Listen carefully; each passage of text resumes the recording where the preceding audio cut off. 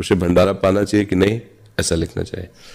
तो जो विरक्त है, भगवद आश्रित है, अब वो चाहे भिक्षा से पेट भरे या भंडारे से, वो अलग अलग फिर स्थिति होती है। जो भजनानंदी जन होते हैं वो फिर भिक्षावृत्ति स्वीकार करते हैं, क्योंकि भंडारे में कई तरह के अन्न का प्रयोग हो सकता है। मान लो किसी ने बड़ा पाप किया, 1,00,000 2 लाख कि चलो संतों को भंडारा, तो वो पाप का हिस्सा फिर बुद्धि में भ्रष्टता पैदा। लेकिन गृहस्थ को नहीं पाना चाहिए, कदापि नहीं। जहां भी प्रसाद ले तो बस इतना ले सकता है। मान लो कोई ऐसा कहता है कि भगवान का प्रसाद है, वो भी मंदिर में, गली कूचे में नहीं। जैसे कोई हलवा बांट रहा है, चाय बांट रहा है, आप पी रहे हैं, गृहस्थ के लिए ये बात निषेध है। आप भक्त हैं, आप कमाइए गृहस्थ में और 4 को खिलाइए, धाम आए हो, आपको खाने की जरूरत नहीं है। आप उपवास कीजिए, आप अपने पैसे से खाइए, दूसरे धाम आयो, तीर्थ आए हो, मंगल करने के लिए आयो। तो आप परिक्रमा भी बट रही, कचौड़ी पूड़ी हलवा या कहीं कुछ ऐसा बिल्कुल नहीं खाना पीना चाहिए। आप समझिए कि यहाँ जो हो रहा है वो दान हो रहा है। दान लेने का अधिकार आपका नहीं है, आपका दान करने का अधिकार है। आप गृहस्थ में हैं, पैसे नहीं है, मत कीजिए दान, पर लीजिए भी नहीं। आपके भरपेट भोजन पाने के नहीं है तो थोड़ा कुछ ले लीजिए, पानी पी लीजिए, 1-2 दिन वास कीजिए, चले जाइए। पर यहाँ किसी के यहाँ जैसे भंडारा हो रहा है, जाके बैठ गए खा लो। एक किसान था, वो खेत में हल चला रहा था, बैल जुते हुए थे, खेत को जोत रहा था। तभी लगभग 11:30-12 बज रहे थे। उसकी पत्नी, आपने गांव में सुना होगा, पति खेत में किसानी कर रहा होता है और पत्नी उसके लिए भोजन लेकर जा रही होती है ना। पत्नी भोजन लेकर के गई। भोजन में क्या, केवल अचार और रोटी। तभी वहां पर एक बहुत बड़े सिद्ध संत निकल रहे थे वहां से। संत के साथ भक्तों की बहुत बड़ी भीड़ भी थी।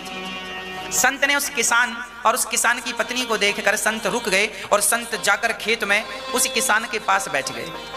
किसान अचार रोटी खा रहा था, पत्नी 6 रोटी लाई थी। तो किसान जो था अपनी पत्नी से बोला, सुनो, 2 हम खाते हैं, 4 तुम खा लो। पत्नी बोली, मैं तो घर से आई हूं, आप तो मेहनत कर रहे हैं, आप एक काम करिए, 5 रोटी खा लीजिए, मैं 1 ही खा लूंगी। तब तक साधु आ गए।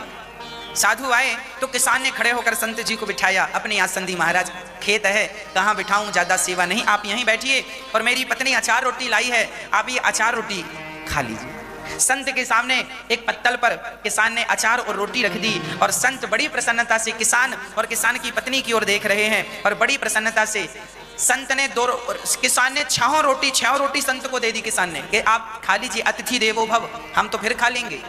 तो संत ने 2 रोटियां किसान को दी और 2 रोटी उसकी पत्नी को दी और 2 खुद ली और अचार भी तोड़ करके सबको दिया। और संत जब खाने लगे तो उनका एक बहुत बड़ा सेठ अमीर आदमी उनके संग था। उसने कहा, गुरुजी, हमने आपके लिए 56 भोग रखे हैं, रसगुल्ला, रसमलाई, पूड़ी, पकौड़े, जलेबी, हलवा, बादाम, काजू और फलाना और ढिमका सब रखा, और आपने वो सब छोड़ के अचार रोटी खा रहे हैं। तो गुरुजी ने कहा, चल, तूने भी जो लाया है सब यहाँ रख। अब वो अभिमानी सेठ जो पैसे का बड़ा घमंड लिए गुरुजी के संग चलता था, मैं कोई कम हूं क्या? उस गुरुजी के सामने अचार रोटी भी थी और दूसरी तरफ उसकी पूड़ी, कचौरी और जलेबी और रसमलाई और जमाना भर का पकवान था। तब गुरुजी ने, बड़े सिद्ध पुरुष थे, तब गुरुजी ने उस सेठ की जो रोटियां थी, पूड़ियां थी, पकौड़ियां थी, जलेबियां थी, उन्हें हाथ में दबाकर दोनों हाथ से दबाया तो उनसे रक्त की धार निकल पड़ी। संत ने उन्हें दबाया तो उन रोटियों से सेठ जी की वो अहंकार भरा व्यक्ति, उसकी रोटियों से क्या निकला? दबाने से, निचोड़ने से रक्त निकला, खून निकला। और जब किसान की रोटियां संत ने दबाई तो दूध की धार निकल पड़ी। लोग स्तब्ध रह गए, महाराज ये क्या दिखाया आपने, इसका क्या अर्थ समझे हम? तब कहा सेठ जी ने कि देख, ये जो तेरे 56 भोग है ना, ये तेरी बेईमानी के कमाए हुए 56 भोग हैं। तू बेईमानी से पैसा कमाता है, लोगों का खून निचोड़ता है ना। तू आज देख लो, आप गरीब आदमी हैं, वो कहे कि मैं बड़ा गरीब हूं, डॉक्टर साहब जरा 2 पैसे कम ले लो। डॉक्टर कहते नहीं, पैसा तो इतना ही लगेगा, फीस तो इतनी ही है। सेठ जी जरा हमारे पास पैसे कम है, जरा आटा सस्ता दे दो हमें ना, पैसा तो इतना ही लगेगा। तुमने दूसरों की तुमने कभी उनकी पीड़ा नहीं देखी, उनका दर्द नहीं देखा। हर हाल में बस लूटते गए, गलत काम करते गए और उसी गलत काम से तुमने जो धन कमाया है, तुम्हारे बने पकवानों से देखो रक्त की धार निकल रही है। और ये किसान जो मेहनत करता है, हल चलाता है, मेहनत की रोटियां खाता है तो भले वो बासी रोटियां हो, देखो उससे दूध निकल रहा है। मेहनत और ईमानदारी और सत्य की जो रोटियां हैं ना, वो दूध में डूबी हुई होती हैं, और पापाचार भ्रष्टाचार की जो रोटियां हैं वो रक्त में डूबी होती हैं। अब आप देख लो कि आप रक्त में डूबी हुई रोटी खाते हैं या दूध में डूबी हुई रोटियां खाते हैं। इसलिए आप अपने जीवन में अपना सत्य, अपनी ईमानदारी कभी ना छोड़िएगा।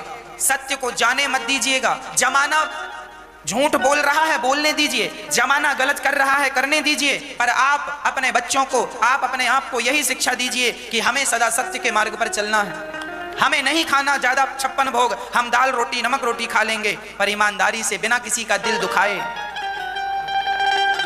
सबका दर्द समझना, सबकी पीड़ा समझना, यही हम इंसानों का धर्म है, यही कर्तव्य है। नारद जी कहते हैं, आज तो सत्य का नाश हो, सत्यम नास्ति। आज तो सत्य कोई, हर जगह भ्रष्टाचार पनप रहा है। हाँ, हर जगह भ्रष्टाचार। आपका बच्चा स्कूल जाए चाहे ना जाए, घर में ही बैठा है, पर स्कूल वालों को फीस पूरी चाहिए। आपके पास पैसा हो ना हो, पर दवाई, आपका मरीज भले मर जाए, पर उसकी लाश भी तब मिलेगी जब आप हॉस्पिटल का पूरा पैसा चुका देंगे, नहीं तो वो लाश ही नहीं देंगे। अब लो, अब लाओ कर्जा। व्यक्ति धर्म भूल चुका है, व्यक्ति इंसानियत भूल चुका है। केवल पैसा, केवल पैसा। सत्य का मानो नाश हो गया। इस कलिकाल में मानो सत्य बचा ही नहीं। आज ये पृथ्वी टिकी है तो केवल सत्य के बल पर टिकी है। कुछ मुट्ठी भर सत्य वाले लोग हैं जो सत्य के मार्ग पर आज भी चल रहे हैं। आज भी बहुत सारे डॉक्टर ऐसे हैं जो ईमानदारी से निःशुल्क सेवा में लगे हुए हैं, अपना जेब का पैसा भी खर्च करके लोगों की सेवा कर रहे हैं। बहुत बहुत धन्यवाद दोस्तों, वीडियो पूरा देखने के लिए। मुझे उम्मीद है कि वीडियो आपको अच्छा लगा और महाराज जी के बातों से भी सहमत है। जो भी महाराज जी के इन बातों को फॉलो करेगा, सारे पाप, रोग, दुख, तकलीफ, सारे कष्ट से हमेशा बचे रहेगा। इसी बात पर वीडियो को लाइक, कमेंट, चैनल को सब्सक्राइब कर लीजिए। मिलते हैं हम आपको एक और नए वीडियो पर। राधे राधे।